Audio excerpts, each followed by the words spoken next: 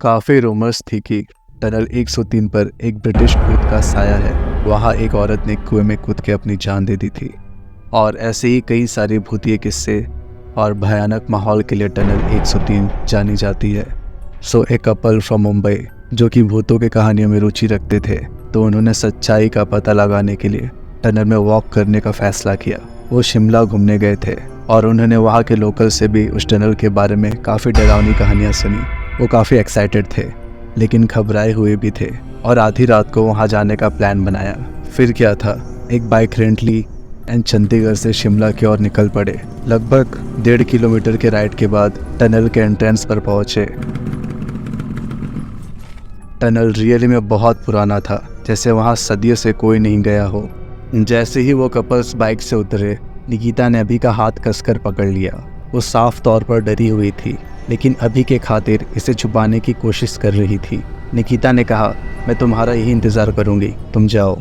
लेकिन अभी ने इंसिस्ट किया कि साथ चलते हैं और दोनों टनल के अंदर चल पड़े। जैसे ही वो टनल में एंटर किए, टनल अंदर से काफ़ी भयानक दिख रहा था। जैसे जैसे वो टनल में और अंदर जाते गए, उन्हें अजीबोगरीब आवाज़ें सुनाई देने लगी। टॉर्च लाइट में अलग अलग शैडोज़ दिखने लगी और डर के मारे निकिता ने वहाँ से वापस जाने का फ़ैसला किया। लेकिन अभी पूरे टनल को अच्छे से देखना चाहता था। फिर वो एक ऐसे पॉइंट पर पहुँचे जहाँ से टनल 2 हिस्से में बट गया।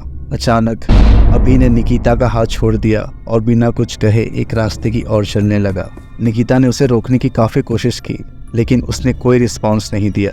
घबरा कर निकिता ने उसका पीछा किया और वो धीरे धीरे अंधेरे में गायब होते चला गया। अब निकिता उस टनल में पूरी अकेली थी। निकिता ने अभी को बहुत खोजा लेकिन वो कहीं नहीं मिला।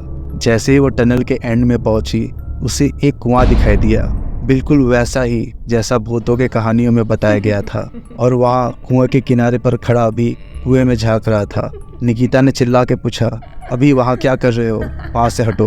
तभी अभी निकिता की तरफ मुड़ा और बोला, वो यही है, वो मुझे अपने पास बुला रही है। निकिता को बिलीव नहीं हो रहा था कि अभी क्या बोल रहा है। अभी काफ़ी स्ट्रेंज एक्ट कर रहा था, जैसे कि वो किसी के वश में हो। निकिता ने अभी को अपने और खींचने की कोशिश की। तभी अचानक सफ़ेद कपड़ों वाली बूढ़ी औरत भयानक चीखों के साथ उनकी ओर दौड़ते हुए आई।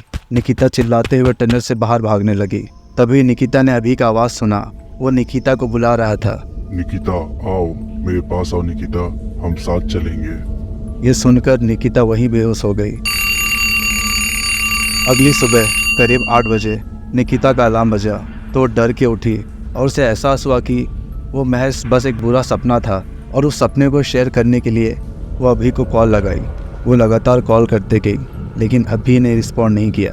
उसे काफ़ी वियर्ड लगा क्योंकि अभी हमेशा उसका कॉल पिक कर लेता था। जब वो उसके घर गई तो उसने देखा वहाँ काफ़ी भीड़ थी और पुलिस भी मौजूद थी।